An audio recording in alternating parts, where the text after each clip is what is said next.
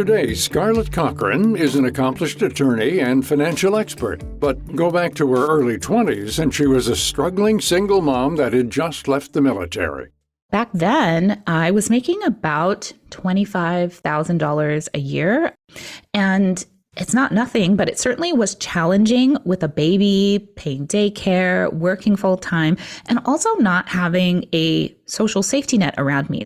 Cochran says that her parents never really talked to her about the importance of developing good financial habits. Instead, she remembers money often being a sticking point in her parents' marriage. I remember my mom writing down their budget every month, and she had a whole bunch of Steno notebooks, those flip-up notebooks, and that's where she would manage the family budget.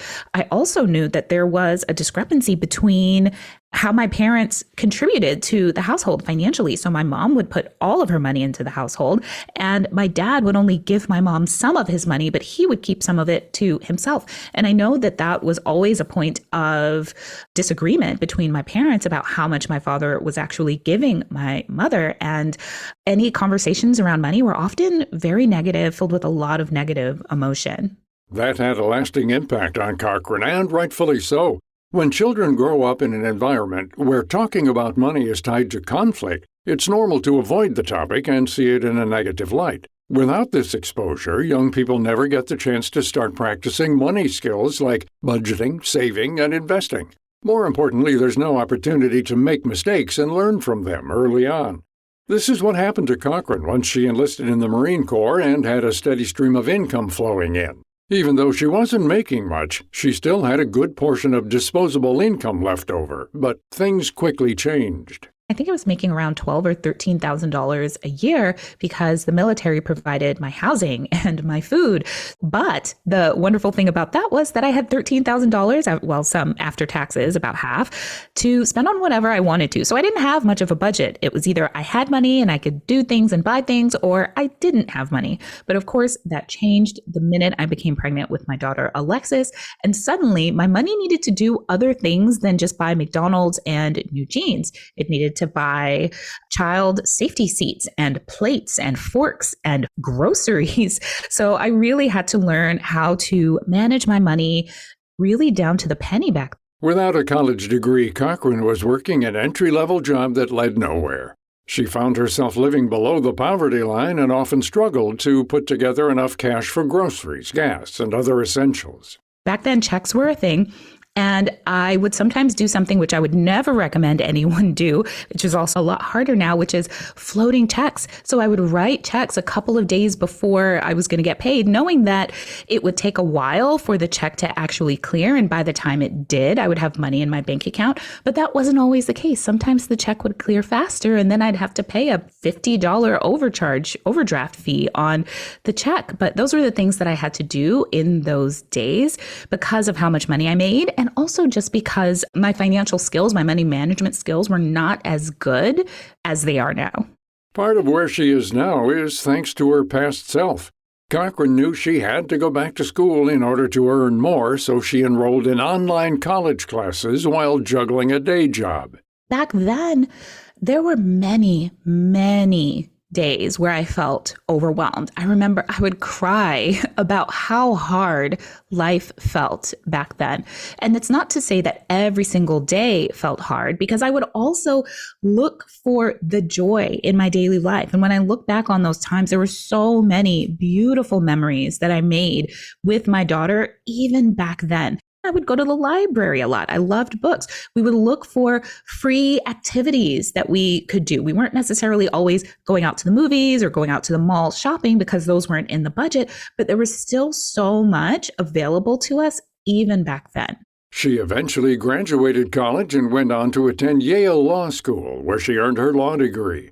Now she's an attorney, but also spends her days sharing what she's learned in order to help others get on a better financial path earlier rather than later. She says the best first step is to sit down and look at where your money is going. The 1-year spending plan is a bird's eye view of what your budget and your life will look like for the course of 12 months.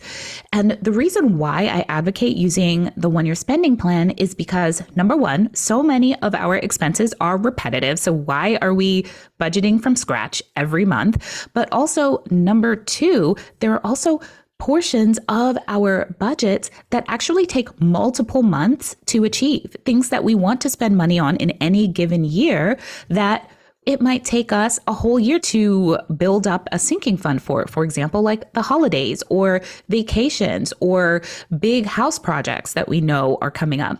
This spreadsheet should include basic set living expenses listed out month by month, along with where any extra disposable income is going. Is any part of your paycheck funneling into retirement? Are you spending more than you should on eating out or buying clothes? Cochran emphasizes that this process, while difficult, brings transparency and organization. Next, set a monthly budget for categories where it's possible to spend less. This could mean setting a max spend for each weekend, or what you shell out for groceries or entertainment in a given month.